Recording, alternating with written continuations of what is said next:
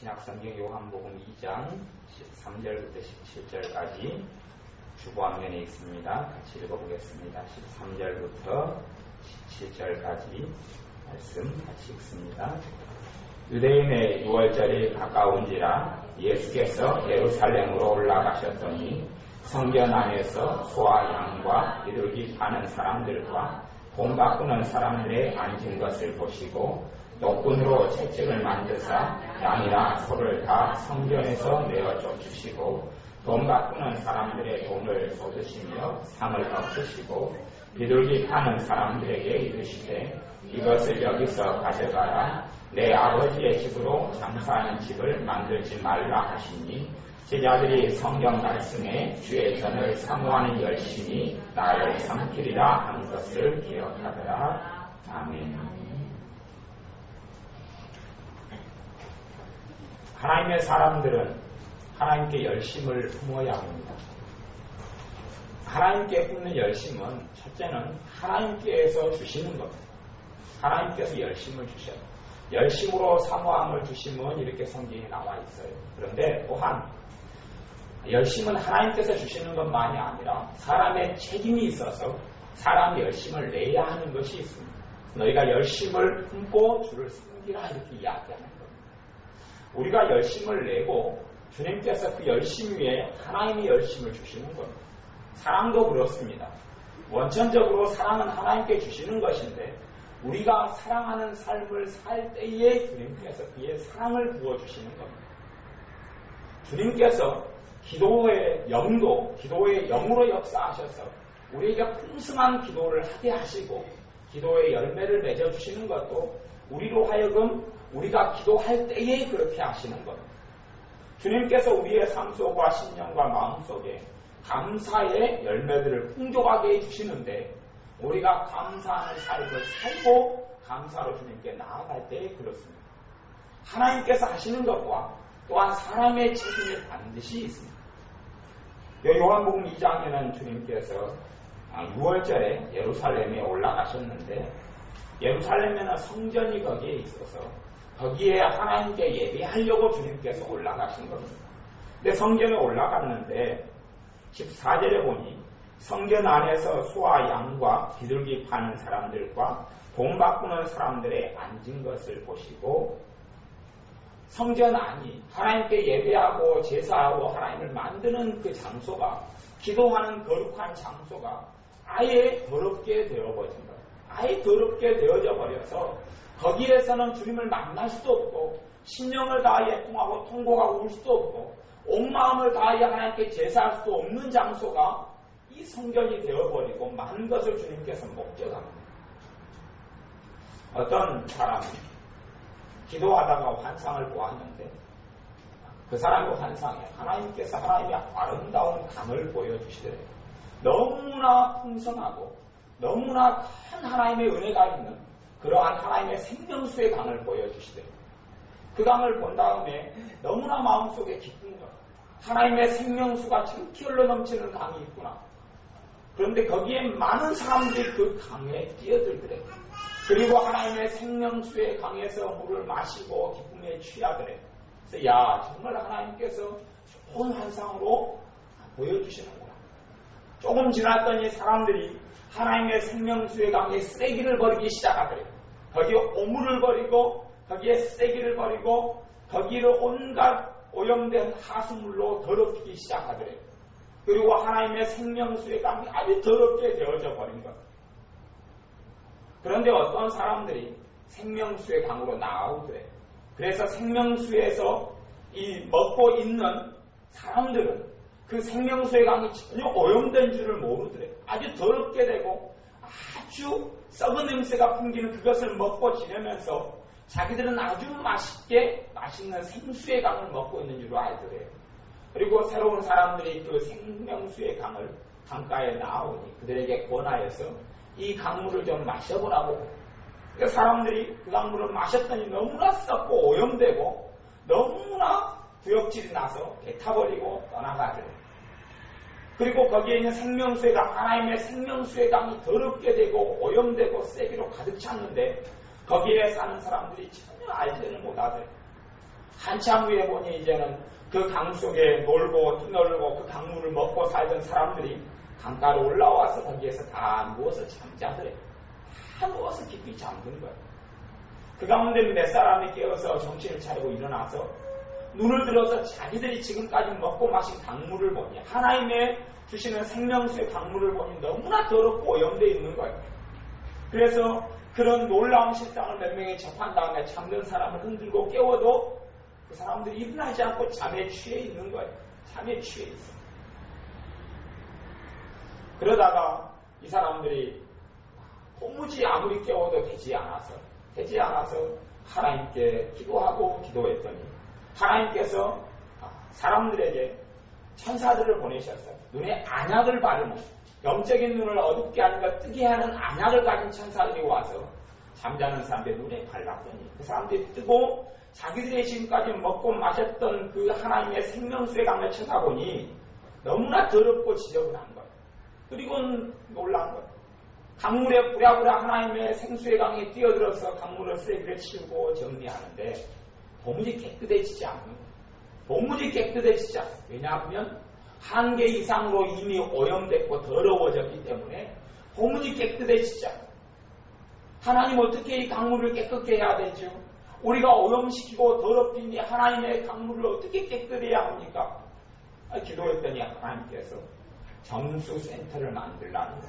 정수센터. 정수센터는 뭐냐면 대형 정수, 그 물을 우리가 마시는 강물 같은 경우도 정수기를 통하여서 정수되어 가지고 또 파이프를 통하여 오는 거예요. 깨끗하게 물이 만들어진 다음에 옵니다. 그냥 강물이 우리의 또 파이프를 통하여서 집으로 그냥 들어오는 건 아니에요. 깨끗하게 만드는 거예요.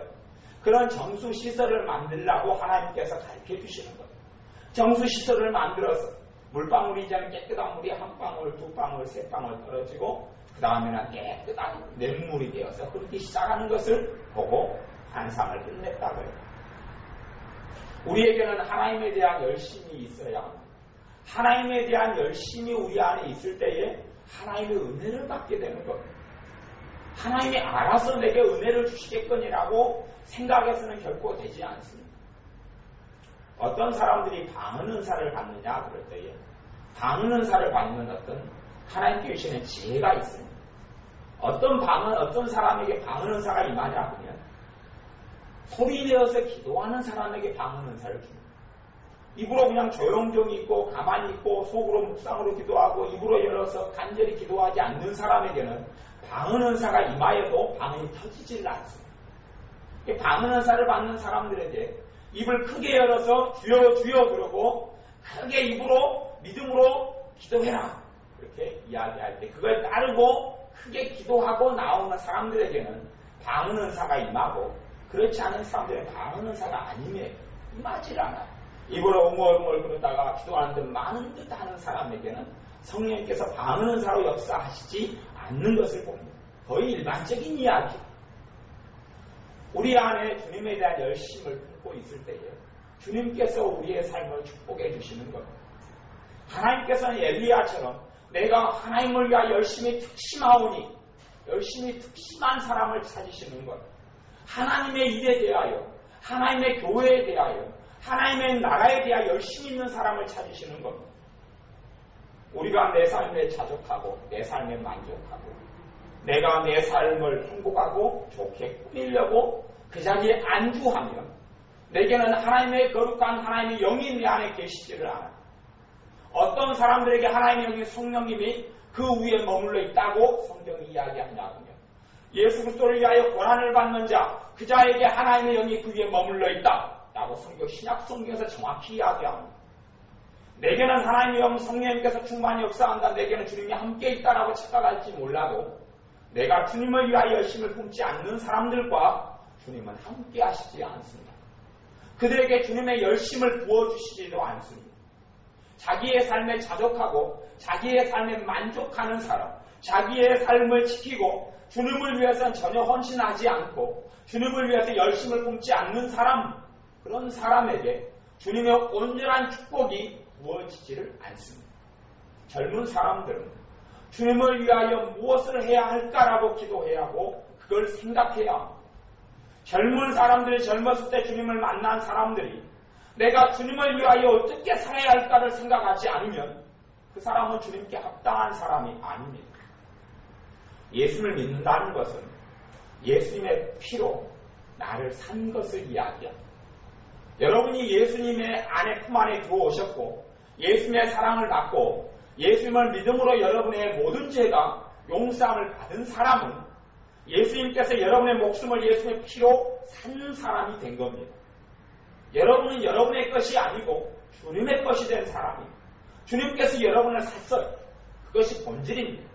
자기가 내 것이라고 생각하는 사람은 아직 주님을 만나지 못했는지도 모르겠습니다.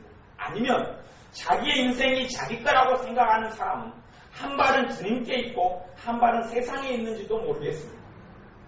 여러분의 삶과 제 삶은 그러나 여러분의 것이 아닙니다.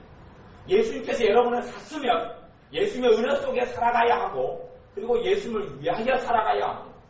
그럴 때 여러분에게 참된 하나님의 행복과 하나님의 은혜와 온전한 하나님의 축복이 여러분에게 임하는 겁니다. 주님을 위하여 열심을 품어야 합니다. 주님을 위해서 열심을 내야 합니다.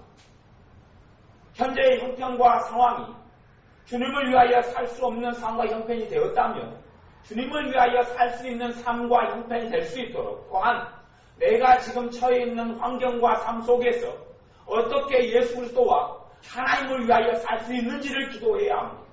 내가 지금 처해 있는 삶에서 어떻게 하나님을 위하여 살 수 있습니까? 라고 생각하고 기도해야 합니다. 학생들은 하나님을 위하여 공부하는 것을 배워야 합니다. 자기를 위하여 공부하려 할 때에 주님이 공부를 도와주지 않습니다. 주님이 지혜를 주지 않습니다. 자기를 위하여 공부하려는 사람에게 주님께서 지혜를 주시면 그 지혜로 열심히 공부해서 누구를 위하여 살겠습니까? 자기를 위하여 사는 인생으로 전락하고 맙니다.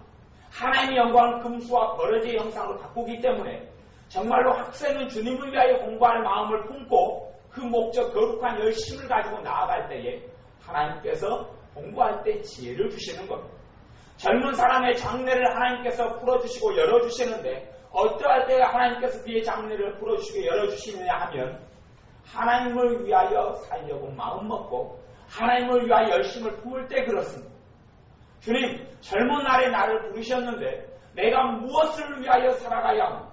내가 어떻게 살아가는 것이 하나님을 기쁘시게 하는 겁니까? 그렇게 열심을 품고 주님께 기도하고 그 소망과 열정을 품을 때에 그렇습니다.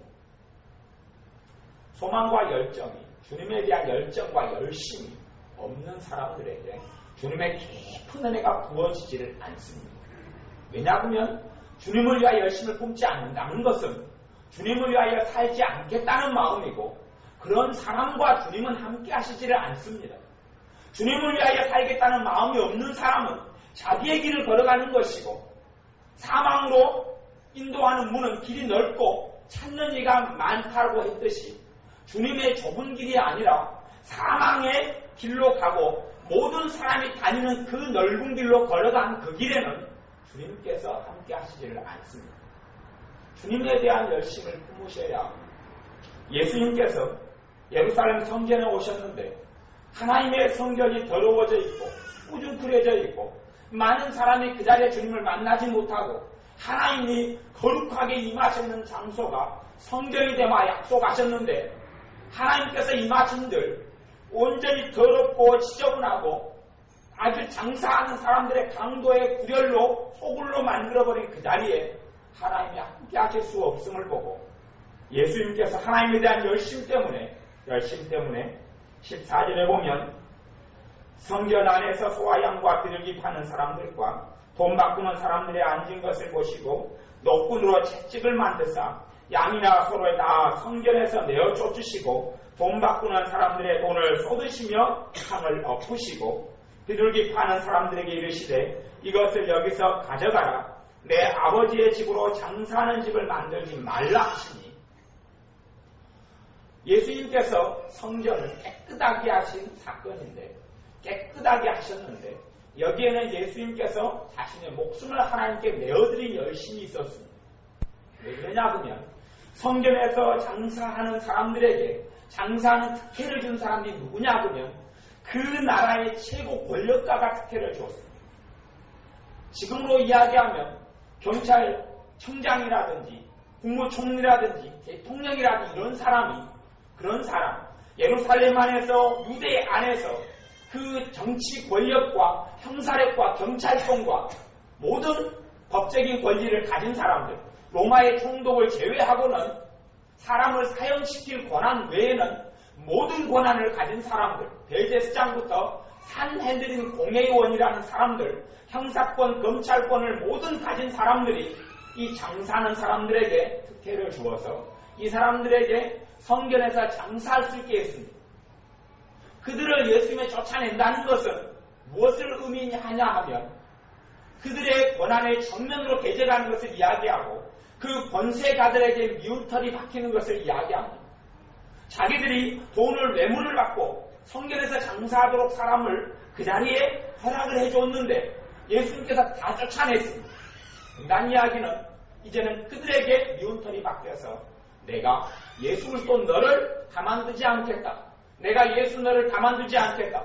너가 무엇이간데 그 빈찬한 나사렛에 살면서 거기에 출신인 너가 감히 이 대제사장의 권위에 도전하고 또한 산헤드린 공의위원회 권위에 도전하고 또 바리새인과 서기관들의 율법학자들과 랍비들의 권위에 너가 감히 무엇이간데 도전하느냐. 그리고 이러한 사건을 계기로 높은 직위에 있었던 사람들이 예수님을 죽이려고 작심합니다. 이 사건을 주님은 2번이나 행하시는데 하나님에 대한 열심이 있기 때문에 그렇습니다. 하나님에 대한 열심이 있어서 열심이 있기 때문에 자신에게 무슨 일이 닥치는지를 주님께서는 개의치 아니하시는 겁니다. 자신에게 어떠한 일이 닥칠 것인지 자신이 무슨 이로 인하여 화를 당할 것인지를 개의치 아니하시고 하나님을 위하여 성전을 깨끗히 하는 것입니다.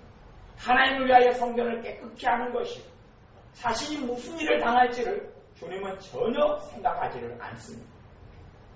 여러분들에게도 이러한 주님에 대한 열심이 있어야 합니다. 이러한 열심이 여러분 안에 있어야 합니다.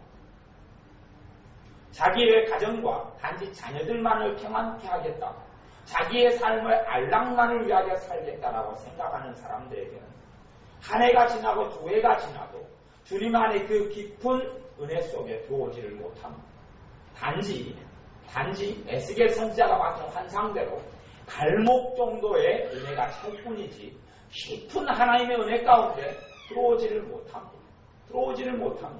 자기의 안락과 자기의 안위를 위해서 살고자 하는 사람은 3년이 지나고 5년이 지나고 10년이 지나도 주님의 그 놀라운 사랑을 발견하지를 못합니다.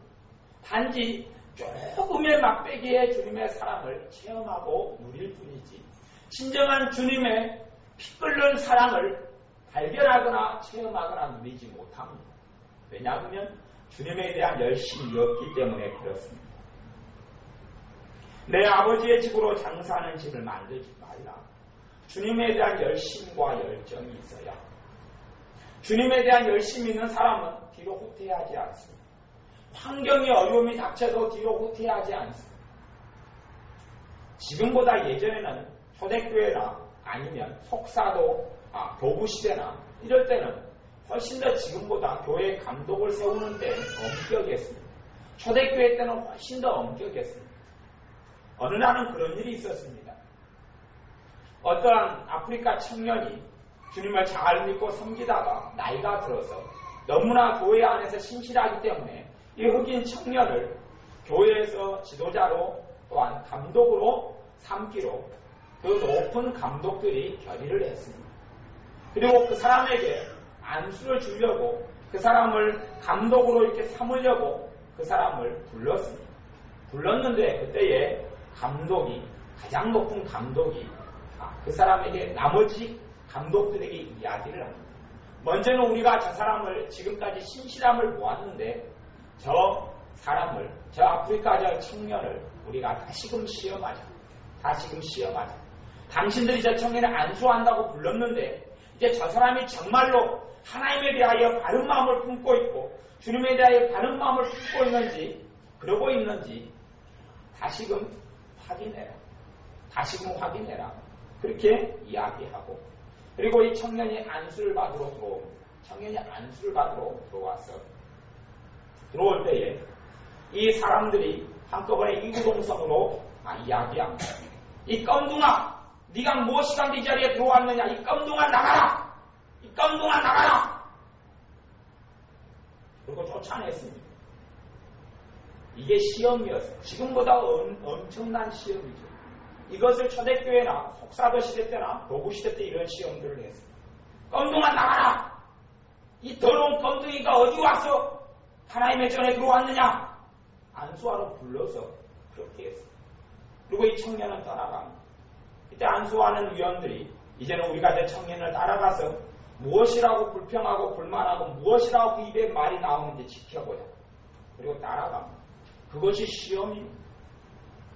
여러분이 주님에 대한 열심을 품고 있을 때에 주님께서는 여러분에게 주님의 일과 사명을 맡기시려 합니다. 주님의 일과 사명을 맡기시려 합니다. 그럴 때 주님은 여러분을 시험합니다. 아브라함에게도 주님께서 시험합니다. 내 독자 아들 이삭을 내게 불태워서 번제로 바쳐라 라고 시험합니다. 정말로 주님에 대한 열심이 있는 사람들은 환경과 어려움을 보고 후퇴하지 않습니다. 하지만 그렇지 않는 사람들은 후퇴합니다. 뒤로 물러서서 침륜에 빠집니다. 이 청년은 후퇴하지 않았습니다. 내가 아직 주님 앞에서 겸손케 되지 못하였습니다. 이 청년이 걸어가면서 혼잣말을 하는 것을 사람들이 뒤에서 듣습니다. 내가 아직 주님께 쓰임받을 정도로 내가 신실하지 않고 헌신되지 않았다. 주님께서 아직 나를 아직 부르시지 않았다. 내가 다시금 주님 앞에 겸비한 모습으로 나아가야 한다. 내가 아직 주님의 마음을 아직 모르는 모양이다. 그러니 저 하나님의 사람들이 내게 이렇게 이야기하는구나. 내가 아직 주님의 마음을 모르구나. 내가 아직 주님에 대해서 희생하고 헌신할 마음이 내게 없는 모양이구나. 다시 내 자신을 살펴야 되겠다. 그리고 길 걸어가다가 상수리 나무 위에 엎드려서 회개하면서 울면서 기도합니다. 내가 아직 주님 앞에 온전하지 못합니다. 내가 아직 주님에 대한 신실한 마음을 품고 있지 못합니다. 내가 아직 주님에 대하여 목숨을 버릴 정도로 하늘의 미랄이 되는 마음이 내게 아직 주님 없습니다. 울면서 기도합니다. 이것을 감독들이 보고 과연 저 사람이 하나님을 부른 사람입니다. 그리고 한참이 지난 다음에 다시 며칠 뒤에 그 청년을 부릅니다. 그리고 감독으로 삼습니다. 여러분의 삶 속에 하나님에 대한 열심이 있어야 하고 그것이 여러분의 하나님에 대한 열심이 참인지 거짓인지 하나님은 여러분을 시험하실 겁니다. 예수님은 뒷일을 생각하지 않습니다. 하나님에 대한 열심을 위하여 자기의 목숨이 끊어지는 것도 각오하시고 성전을 깨끗히 하시는 겁니다. 열심을 품고 주님을 섬기셔야 합니다. 게으르지 말고 열심을 품고 주를 섬겨야 합니다. 기도하는데 열심을 품으셔야 합니다. 주님을 위하여 과연 우리가 내 생활과 삶 속에서 열심을 품는 게 무엇이냐를 돌아보셔야 합니다. 내가 내 하루의 삶 속에서 주님을 위하여 무엇을 열심을 품고 있느냐, 내가 주님을 위해 살아가는 건 뭐가 있느냐를 돌아보셔야 합니다. 나를 위해서 기도하고 나를 위해서 살고 나를 위해서 염려하고 나를 위해서 계획하고 나를 위해서 구하고 주님을 위한 열심은 내게 무엇이 있는가를 돌아보셔야 합니다. 주님을 위하여 열심을 품을 때에 거룩하신 주님의 성령님께서 여러분과 함께 하실 것이고 여러분은 하나님의 기쁘신 뜻 가운데로 인도하십니다. 그러므로 요한복음 마태복음 6장의 말씀에도 너희는 그 무엇보다 먼저 그의 나라와 그의 의를 구하라. 이것이 열심이 되어야 한다고 이야기합니다. 열심을 품고 주님을 섬겨야 합니다. 열심을 품고 나와야 합니다. 주님에 대한 간절함과 사모함이 있어야 합니다. 여러분의 신령과 삶 속에 주님에 대한 애틋함이 있어야 합니다. 주님이 나를 위해 죽어주셨는데 나는 주님을 위하여 피 한 방울 흘릴 수 없는 그런 강팍한 자의 자리에 서서는 안 됩니다. 주님을 위하여 건강만 받겠다. 주님을 위하여 평안만 얻겠다. 주님을 위하여 눈물 흘리지는 않겠다. 주님을 위하여 십자가를 지지는 않겠다. 주님 때문에 고난을 받지는 않겠다. 그러한 마음이 되어서는 안 됩니다. 주님을 위하여 열심을 품어야 합니다. 주님 앞에서 내가 어떻게 살지를 생각하셔야 합니다. 내가 주님을 위하여 나이 드신 분들은 지금까지 내가 살아왔는데 앞으로 주님을 위하여 어떻게 섬겨야 할지를 생각하셔야 합니다. 주님을 위하여 열심을 내시는 걸 생각하셔야 합니다. 주님을 위하여 어떻게 기도할까? 교회를 위하여 어떻게 기도하고 다른 내 형제를 위하여 어떻게 기도할까? 생각하셔야 합니다. 교회로 부른 사람들은 서로에 대하여 자유치 않습니다. 예수를 믿는 사람이 온전히 자유하다고 착각하지 마시기. 부부로 서로 부른 사람은 남편과 아내는 서로에 대해서 자유하지 않습니다. 서로에 대한 구속력이 생깁니다. 가족이 되었기 때문에 그렇습니다. 마찬가지로 하나님의 가족이 돼서 교회로 들어온 사람들은 서로에 대한 책임이 있습니다. 무슨 말이냐 하면 그 옆 사람과 내 형제, 내 함께된 교인과 교우를 위하여 기도해야 될 그런 열심이 있고 그러한 사명이 있습니다. 함께된 사람을 위하여 기도해야 합니다. 함께된 교인과 교우를 위하여 기도해야 합니다. 하나님의 교회를 위하여 기도해야 합니다. 하나님께 부름받은 사람들은 한국교회의 어려움과 실상을 바라보고 한탄만 하고 비난만 하는 사람의 자리가 아니라 한국교회를 위하여 무릎 꿇고 기도해야 합니다. 기도해야 합니다. 저는 그런 마음이 없이 많이 살아왔습니다. 그래서 기독교 신문을 보거나 국민일보를 보거나 간혹 가다가 제 자신을 냉정하게 쳐다볼 때 그런 마음이 없는 것을 발견합니다. 감리교회 두 감독이 꼽혀서 싸우는 걸 볼 때에 야, 제 마음의 한쪽에서는 그랬습니다. 야, 감리교도 갈 때까지 다 갔구나. 그런데 주님께서 제 마음에 너가 교회를 사랑하지 않는다 그러시는 거예요. 감리교 갈 때까지 갔구나. 성결교가 싸우는 걸 본 다음에 성결교도 갈 때까지 갔구나. 우리 장로교하고 별 차이도 없구나. 주님께서 제 마음에 너는 교회를 사랑하지 않는다. 너는 나를 사랑하지 않는다. 그러는 거예요. 신문을 볼 때 어떤 목사라는 사람이 범죄하는 것, 사기를 치는 것이 나왔어요. 요즘 목사들이 왜 이럴까? 주님께서는 그렇게 아마 이야기하셨을 겁니다. 너는 교회를 사랑하지 않는다. 너는 나를 사랑하지 않는다. 옆에 있는 집사님이 내게 아픈 말을 했습니다. 저 양반이 왜 저럴까? 너는 나를 사랑하지 않는다. 저 영혼이 변화되고 주님 뜻 안에 서기를 너가 애통하며 기도했느냐? 라고 물으실 겁니다. 주님에 대한 열심이 그겁니다. 한 사람의 영혼이 실족에 대하면 그 영혼을 안고 끌어안고 기도할 수 있어야 합니다. 믿는 사람들이 서로 옆에 있는 집사님과 서로 보고 판단하고 정죄하고 왜 저럴까 하기 전에 그의 영혼을 끌어안고 기도하는 것이 하나님을 섬기는 것이고 주님을 섬기는 겁니다. 사랑은 허다한 죄를 덮느니라. 너희가 열심으로 서로 사랑할지니 사랑은 허다한 허물을 덮느니라라고 말씀합니다. 사랑하는 것을 배워야 합니다. 열심으로 사랑해야 합니다. 주님을 사랑하는 겁니다. 주님의 일이 따로 어디 있지 않습니다. 교회를 건축하거나 교회를 위하여 수천만 원, 수억 원의 헌금을 할 때에 주님을 섬기는 것이 아닙니다. 그것이 아닙니다. 내가 있는 자리에 허물을 덮어주는 것이 주님을 섬기는 것입니다. 열심으로 내 형제를 사랑하는 것이 주님을 섬기는 것입니다. 주님을 간절히 찾는 것이 주님을 섬기는 것입니다. 주님을 위하여 내가 무엇을 할고 무엇을 해야 합니까? 라고 구하고 찾는 것이 그것이 주님을 섬기는 것입니다. 내가 주님을 닮게 하옵소서라고 부르짖는 것이 주님을 섬기는 겁니다. 다른 사람이 나를 볼 때에 다른 사람들에게서가 아니라 여러분 안에서 제 속에서 예수님을 발견할 수 있어야 합니다. 자족하고 안주하려는 우리의 모습 속에서 주님께서는 주님에 대한 사랑을 발견할 수는 없습니다. 여러분이 삶 속에 자족하시고 안주하지 마십시오. 나이가 드셨어도 주님을 위하여 꿈을 꾸셔야 합니다. 주님을 위하여 무엇을 이루어 드릴까라고 꿈을 꾸셔야 합니다. 대를 이어서라도 꿈을 꾸셔야 합니다. 내가 살아있을 때 기초를 놓으면 내 자식이 거기에 기둥을 세우고 내 손주들이 그 위에 지붕을 얹는 꿈을 꾸셔야 합니다. 주님을 위하여 기도하시고 주님을 위하여 열심을 내야 합니다. 그런 것이 없는 사람들은 신앙생활하고 주님을 섬기는 삶을 오래 사신다 할지라도 그분의 정말 목숨 바친 여러분에 대한 사랑까지는 알지 못하고 인생을 마치고 말 겁니다. 그 사랑까지는 알지 못하고 인생을 마칩니다. 여러분이 기도에 있어서 열심을 품으십시오. 주님을 위한 기도에 있어서 열심을 품으시고 주님을 만나는 데 열심을 품으십시오.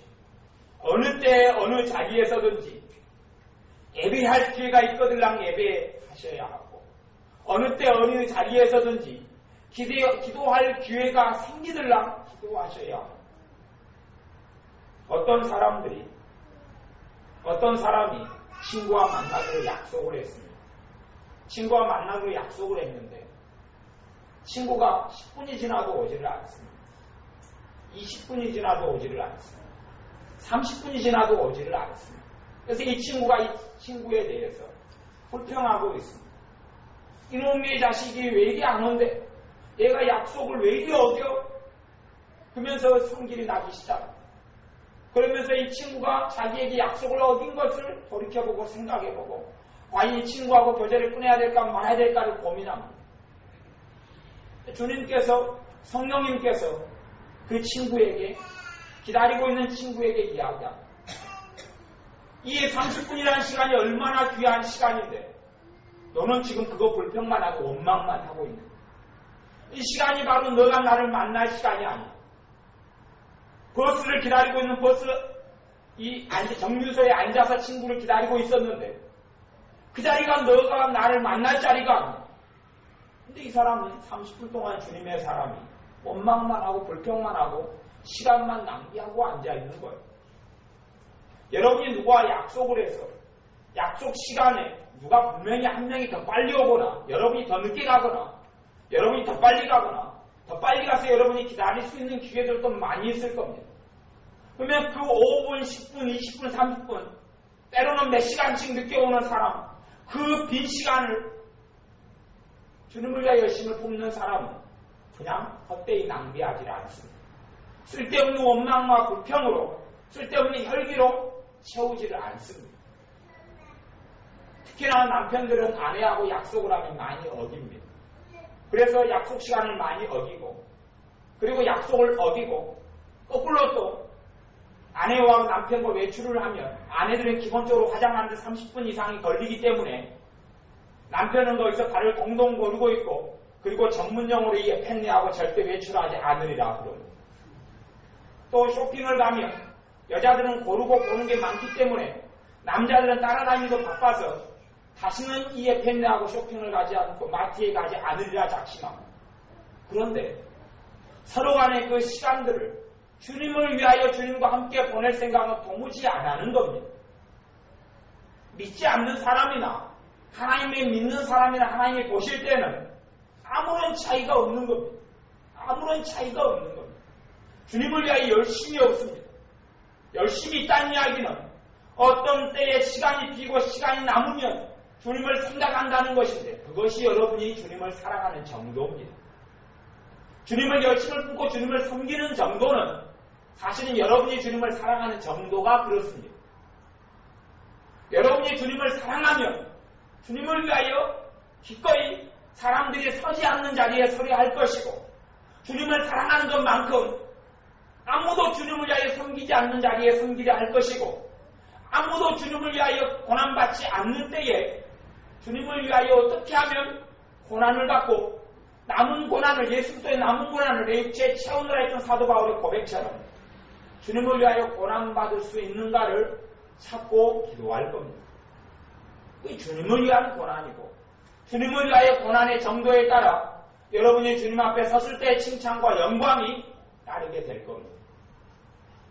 여러분이 주님을 사랑하시면 그 사랑만큼 여러분 안에 열심이 있습니다. 주님을 위한 열심이 있습니다. 주님에 대한 열심을 품으시기를 바랍니다. 예수님은 하나님 아버지를 너무나 사랑했기 때문에 성전이 더러운 것을 보고 견딜 수 없었습니다. 성전이 강도의 소굴로 바뀌는 걸 보고 견딜 수 없었습니다. 기도하는 장소가 하나님을 만나는 장소가 장사하는 소굴로 바뀌는 것을 보고 견딜 수 없었습니다. 너무나 하나님 아버지를 사랑했기 때문에 그렇습니다. 예수님은 시간만 남으면 기도하러 가실 수밖에 없었습니다.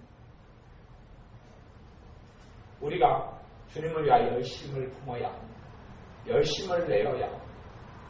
주님을 위하여 열심을 얼마나 여러분이 품고 있느냐가 냉정하게 따졌을 때에 여러분이 예수님을 얼마나 사랑하는가입니다. 여러분 뱃속 안에서 예수님을 위한 열심이 하나도 없는 사람들은 부담스럽게도 예수님을 하나도 사랑하지 않는 사람이고, 더 깊이 나아가면 예수님을 배반하고 배신하는 삶을 매일 살고 있는 겁니다. 왜냐하면 예수님을 사랑하지 않는 사람, 예수님의 열심이 하나도 없는 사람이 어떻게 주님의 길을 걸어가고 있고 주님을 사랑하는 사람이겠으며 어떻게 주님의 길을 따르는 사람이겠습니까? 자기의 인생의 길과 자기의 삶을 걸어가며 주님은 실제적인 삶 속에 주님을 부인하며 배신하며 오히려 주님을 원망하며 한탄하며 살아가는 사람들이고 말 겁니다.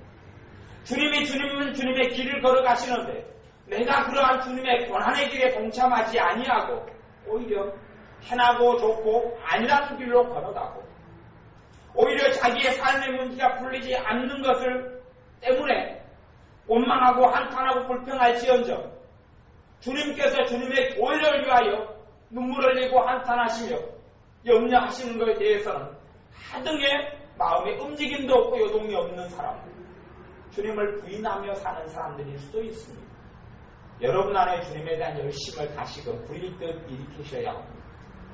열심이 없으면 열심히 있는 사람들 옆에서 붙어있으면 불이라도 붙습니다. 연탄이 하나도 불 붙지 않은 연탄을 불을 붙이는 방법은 예전에 그랬습니다. 연탄에 불 붙은 이 연탄 위에 새 연탄을 놓는 겁니다. 그때 불이 붙는 겁니다.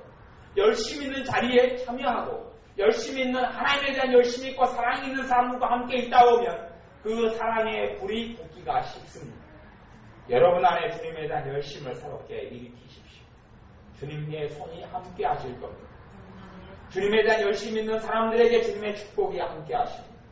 주님에 대한 간절함이 있는 사람들에게 주님의 그 사람에 대한 열심이 있어서 그 사람의 인생과 삶 속에 주님이 이루시는 일들을 보게 될 겁니다. 주님에 대한 열심이 있는 사람들 속에 참 주님의 행복이 있습니다. 주님에 대한 열심이 있는 사람들 속에 참된 주님의 평강과 기쁨이 있습니다. 주님의 열심이 있는 사람들에게 성령님의 충만하심이 그 사람 속에 있습니다. 온전한 성령의 은사들이 주님을 위한 열심이 있는 사람 속에 있습니다. 정말로 주님을 위한 열심이 있는 사람들은 자녀를 위하여 그렇게 기도합니다. 주님, 내 어린 자녀들이 있사온데 주님이 어디에 쓰고 싶으십니까? 자기의 가장 귀한 것이 사실은 부모에게 있어서는 자식이지요. 집보다 자식이지요. 그러면 정말로 주님을 사랑하는 사람은 내 자식들이 있사온데 주님이 정말 쓰고 싶은데 데려다가 마음대로 쓰십시오 하고 어릴 때부터 자식들에 위해서 기도할 겁니다. 정말 주님을 안 사랑하는 사람들은 그렇게 생각하고 말하는 것을 봅니다. 제가 어떤 목사님과 사모님이 그렇게 말하는 걸 들었습니다. 사모의 길은 너무 힘들다 따라. 니는 절대 사모가 되지 말아라. 사모는 정말로 고통스럽고 힘들다. 그런 길을 가지 말아라. 자기 딸이 목회자와 결혼해서 사모가 되려 하니까 반대하는 사모님을 본 적이 있습니다. 생각해 보십시오. 그 사모님의 인생에 주님의 축복이 함께하고 있겠습니까? 주님의 거룩한 손이 함께하고 있겠습니까? 너무 나는 힘들고 고통스럽게 살았다. 너는 그런 길을 가지 말아라. 또 어떤 목사님들은 너무나 목회가 힘들기 때문에 자기 자식들에게 너희는 이런 목회 길을 가지 말아라. 이렇게 말하는 사람을 본 적이 있습니다.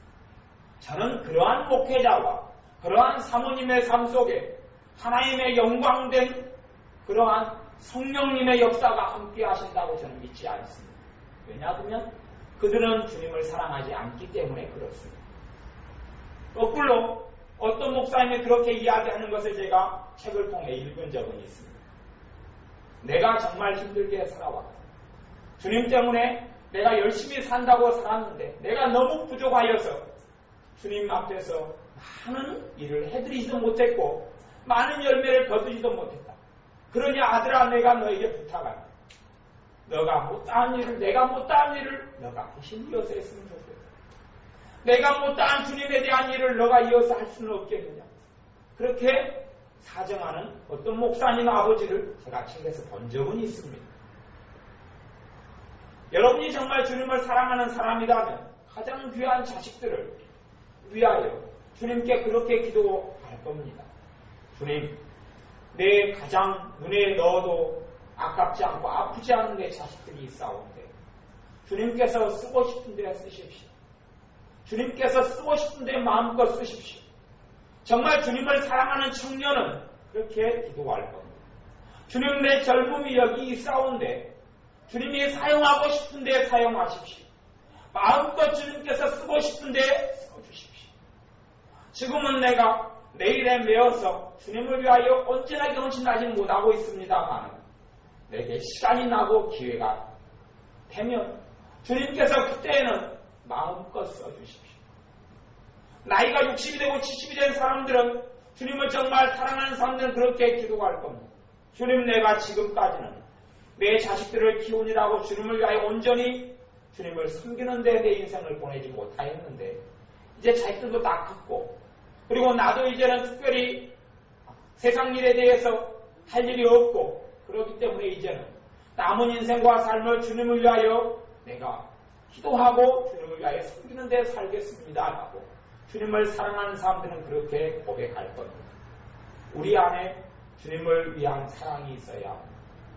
주님께서 여러분을 위하여 죽으셨는데 우리도 마땅히 주님 앞에서 주님의 사랑을 받고 누린 사람으로 예수님의 피로 산 교회로 예수님의 피로 산 사람으로 주님을 위하여 힘을 품고 주님을 위하여 기도하고 주님을 위하여 무엇을 함으로 주님을 기쁘시게 할 수 있겠습니까?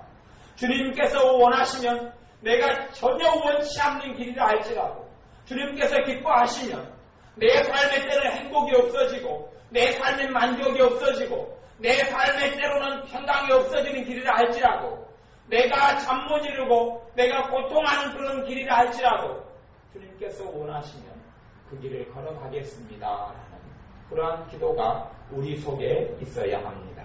기도하겠습니다. 아버지 하나님, 우리 안에 주님을 위한 사랑도 없고 열심도 없음을 고백하고 회개합니다. 정말 안일하고 평안한 삶만을 추구했고 만족하고 아무 근심도 없고 아무 염려도 없고 아무 답답함도 없는 삶을 추구했고 기도했고 원했지. 주님께서 나와 내 가정과 자식들에게 원하시는 주님의 길을 걸어가는 그러한 주님에 대한 사랑과 열심이 없었음을 회개합니다.